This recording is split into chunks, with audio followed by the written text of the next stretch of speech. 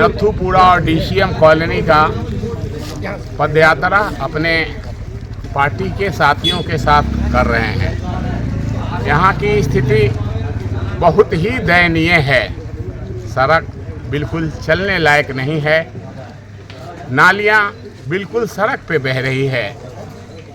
इंसान किस तरह से यहाँ रहता है, मुझे लगता है कि वाकई अगर कहीं भगवान है तो वो बुढ़ारी में रहते हैं।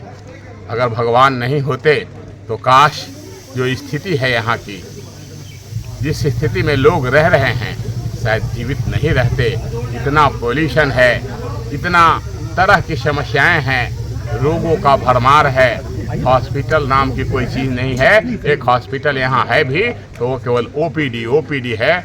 जो भी अगर आप चिकित्सा के लिए वहाँ जाएंगे तो आपको केवल रेफ़र करेगा। उसके पास ना तो अल्ट्रासाउंड है, ना तो एक्सरे है, कुछ भी नहीं कर पाता। एमआरआई वगैरह जो भी चीज़ें हैं वो नहीं हो पाता। लेकिन अगर भारतीय जनता पार्टी एनडीए की सरकार दिल्ली में बनी और मुझे अवसर मिला तो दिल्ली में जो बुढ़ारी अस्पताल है, अभी बुढ़ारी अस्पताल लोग जानते हैं, उसका नामकरण भी होगा और एक अच्छे अस्पतालों के रूप में विकसित होगा। शैलेश जी, आप जिस जोहड़ पर खड़े हैं ये वर्षों से बदहाल है, इसको लेकर के आप क्या कहेंगे यहाँ की जनता को, यदि आपको मौका मिलता है तो? मैं जिस जोड़ पे अभी खड़ा हूँ, क्योंकि मैं पिछले चुनाव में भी चुनाव लड़ा था, मेरा चुनाव चिन्ह तीर था, इस बार भी तीर है, क्योंकि अलायंस है यहाँ भारतीय जनता पार्टी और जनता दल यूनाइटेड का। अगर कोई भी व्यक्ति तीर को बटन दबाता है तो वो सीधा नरेंद्र मोदी जी को जाता है, भारतीय जनता पार्टी को जाता है और भारतीय जनता पार्टी की दिल्ली में सरकार बनाने में सहायक सिद्ध होता है। मैं अभी जिस जोर पे खड़ा हूँ, मेरा कहने का तात्पर्य ये है कि यहाँ मैं 8-9 वर्षों से लगातार आ रहा हूँ। आज से पूर्व यहाँ के प्रधान हुआ करते थे मनोज जी। मैं एक बार इधर आया था, एक बच्चे इस झोड़ में गिर गए थे और उनकी प्राण चली गई थी। दूसरे बार जब आया तो एक जानवर फंसा हुआ था, गौ माता फंसी हुई थी और 10 लोग लगे हुए थे, लेकिन गौ माता बाहर नहीं आ पा रही थी। हमने भी उसमें अपना योगदान दिया, किसी तरह से रस्से से बांध कर खींच कर बाहर निकाला गया।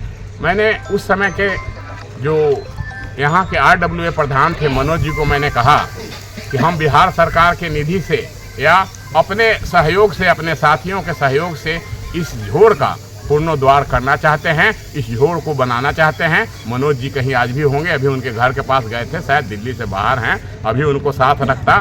मैंने सब कुछ तैयारी करके आ ली तो उन्होंने जैसे ही आया उन्होंने कहा कि विधायक जी बहुत नाराज़ हो रहे हैं, कह रहे हैं कि जेडीयू वाले लोग कैसे करेंगे इस काम को, ये तो सरकार का काम है, उनको एनओसी कैसे मिलेगा, वो हम उन पर तो ये करेंगे वो करेंगे, मुकदमा करेंगे।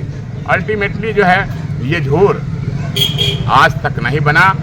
जो स्थिति में था, कम से कम पहले थोड़ा बहुत बाउंड्री वाल भी था, आज बाउंड्री वाल भी नहीं है। दो स्थिति में है, कचरों का ढेर है, चिकनगुनिया, मलेरिया, डेंगू का भंडार है। यहाँ बॉर्डर नहीं होता, ऐसा नहीं कि यहाँ पाकिस्तान का बॉर्डर है, ये आसपास में ही रहेगा। यहाँ से जब चिकनगुनिया, मलेरिया, डेंगू के जब कीड़े उड़ते हैं तो पूरे बुढ़ारी में फैल जाते हैं, पूरे बुढ़ारी के लोग इससे ग्रसित होते हैं। ये बहुत दुखद बात है। मैं इतना ही कहूँगा कि अगर एनडीए की सरकार आई, भाजपा ने यहाँ सरकार बनाया, तो हम लोग इस झोड़ का पहले चरण में ही जीर्णोद्धार करेंगे और इस झोड़ में एक सुंदर सा छठ घाट बनाने की मेरी मनोकामना है। छठी मैया शायद मेरी मनोकामना पूरी करेंगे। इस झोड़ को मैं एक सुंदर सा छठ घाट के साथ साथ एक पार्क विकसित करूंगा, ताकि यहाँ के लोगों को संध्या समय और सुबह के समय, मॉर्निंग समय में स्वास्थ्य लाभ लेने में उपयोगी सिद्ध। स्थानीय लोगों को कितना सहयोग मिल रहा है डीसीएम कॉलोनी में आप आए हैं? मुझे तो इतना सहयोग मिल रहा है स्थानीय लोगों का, जिस तरह लोगों का रुझान है, मुझे लगता है कि अगर एबीएम मेरे साथ होता तो आज एबीएम पर दबाने के लिए कंपटीशन हो जाता और मार भी हो जाता। लोगों में बहुत ज़बरदस्त रुझान है, लोग बहुत त्रस्त हैं, लोग बहुत ही ज़्यादा पीड़ित हैं। अब इनको समय की समय का इंतजार है। जैसे ही समय आएगा परिवर्तन सुनिश्चित है। दिल्ली में ही नहीं, बुराड़ी में ही नहीं, पूरे दिल्ली में इस बार इनकी सरकार बदलेगी और एनडीए की सरकार बनेगी। ठीक।